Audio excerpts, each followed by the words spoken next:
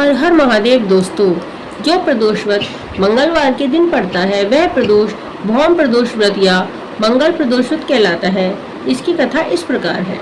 एक समय की बात है, एक नगर में एक वृद्धा रहती थी। उसका एक ही पुत्र था।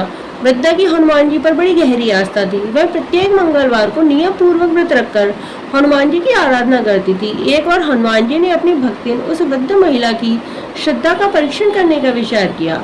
हनुमान जी साधु का वेश धारण करके वृद्धा के घर आए और पुकारने लगी, है कोई हनुमान भक्त, है कोई हनुमान भक्त जो हमारी इच्छा पूर्ण करे।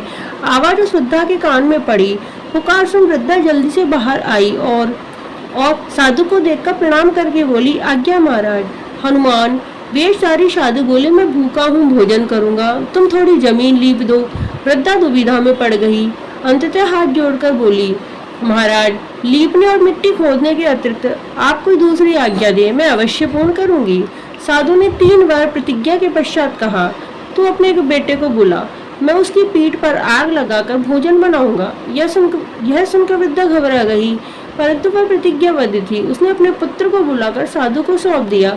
वेशधारी साधु हनुमान जी ने वृद्धा के हाथों से ही उसके पुत्र को पेट के बल लिटवाया और उसकी पीठ पर आग जलवाई।